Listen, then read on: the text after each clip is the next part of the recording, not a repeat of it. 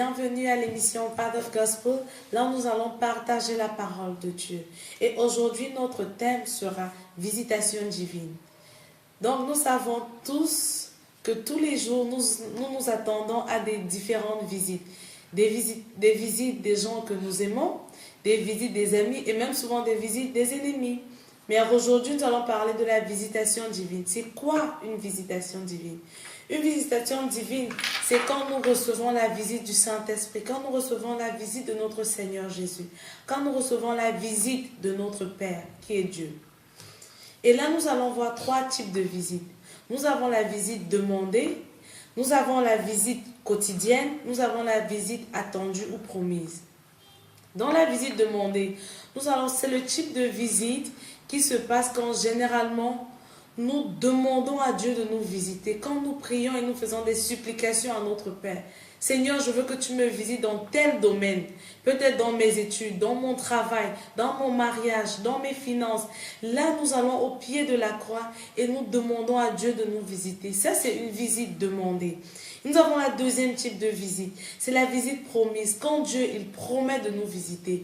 Là, nous allons voir le cas de Jésus-Christ, qui était notre première visitation divine. Dieu a promis qu'il allait envoyer le Fils, son Fils unique pour nous. Et il l'a fait par Marie. Mais avant cela, un ange était venu pour apporter le message. Et là, nous voyons que quand Dieu promet quelque chose, il accomplit, peu importe le temps qu'il perd.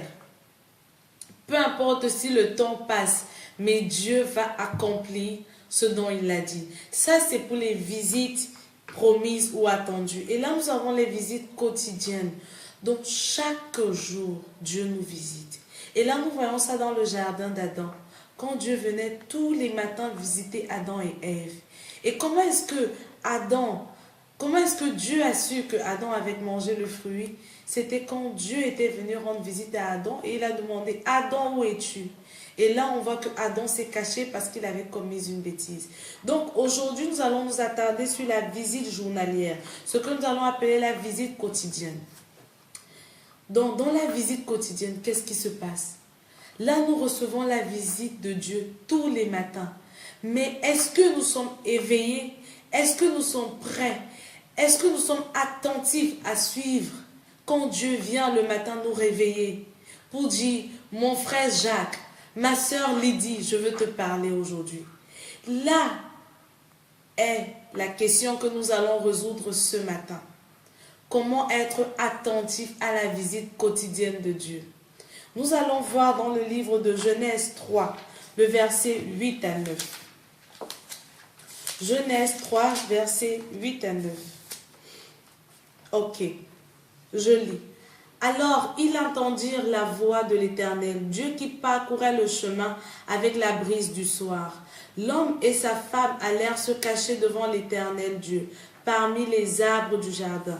L'Éternel Dieu appela l'homme et lui dit, où es-tu? Il répondit, j'ai entendu ta voix dans le jardin et j'ai eu peur parce que je suis nu. Je me suis donc caché. Est-ce que c'est notre cas tous les matins, tous les soirs, tous les après-midi? Quand Dieu vient nous visiter, est-ce qu'on entend sa voix et on se cache pour dire non, j'ai péché? Est-ce que c'est ton cas ce matin, mon frère et ma soeur? Donc, la visite quotidienne nous pousse à serrer notre relation avec Christ, notre intimité avec Jésus-Christ. C'est pour ça que tous les jours, il vient à la porte de ton cœur pour frapper, pour dire, mon frère, ma soeur, ouvre-moi, parce que je suis venu dîner avec toi. Je suis venu parler avec toi. J'ai remarqué que nous ne sommes pas très conscients de cela. Nous pensons que Dieu est un Dieu lointain. Nous pensons que Dieu est un Dieu, il attend seulement quand on prie pendant des années pour être là. Mais non, il est là tous les matins. 24 heures sur 24, il est là. Il attend de t'écouter, mais surtout, il attend que tu l'écoutes. Parce que ce qui est plus important, ce n'est pas ce que tu dis à Dieu, c'est ce que tu entends de Dieu. Donc, nous ne devons pas louper notre visitation. Nous ne pouvons pas nous réveiller le matin et nous commençons à faire ce que nous avons à faire dans le quotidien sans toutefois méditer notre Bible, sans toutefois parler avec le Père, sans toutefois entrer dans une communion avec le Saint-Esprit. Chaque matin, quand nous nous levons, nous devons dire bonjour Saint-Esprit, bonjour Seigneur Jésus, bonjour Père Tout-Puissant, parce qu'ils sont déjà présents à notre réveil. C'est ça qui s'est passé avec le cas d'Adam. Mais Adam, il s'est caché. Mais ça ne sera pas notre portion de nous cacher du Père. Parce que nous sommes une nouvelle créature. Et chaque matin, les miséricordes et les bénédictions de Dieu sont renouvelées sur notre vie. Donc chaque matin, nous devons nous lever avec cette foi, avec cette conviction que les péchés d'hier ne sont pas entrés dans la journée d'aujourd'hui. Donc nous devons nous tenir debout avec une ferme assurance que Jésus nous aime, ce qui nous garantit notre salut. Et nous devons déclarer son amour pour nous. Mais nous allons aussi voir les choses qui nous empêchent de recevoir cette visite journalière. Il y a le péché, il y a la paresse, il y a le manque de pardon, il y a la procrastination. Cette chose-là, Dieu n'aime pas. Quand Dieu veut venir nous rendre visite le matin, et il vient à la porte de ton cœur, il est 4 heures, il te dit, mon fils, ma fille, je veux te parler, c'est très urgent. J'ai quelque chose à te dire. Mais qu'est-ce que tu dis? Oh non, je suis fatiguée, j'ai pas dormi toute la nuit. Il est très tôt, je viens de me réveiller. Mais est-ce que cela plaît à Dieu? Est-ce que Dieu peut compter sur toi?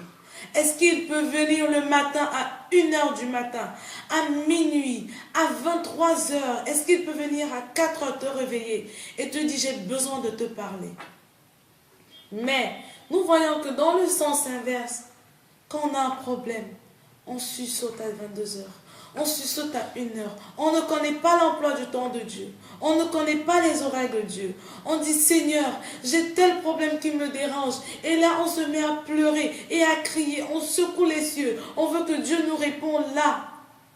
Mais quand Dieu ne répond pas, on se fâche, on se révolte. Mais c'est le même cas avec nous. Le Seigneur vient nous voir les matins. Il vient le soir nous voir. Il nous dit, mon fils, ma fille, j'ai une mission pour toi. Mais tu le repousses. Mais tu lui dis, je suis fatiguée. Tu lui dis, non, ça peut attendre le matin.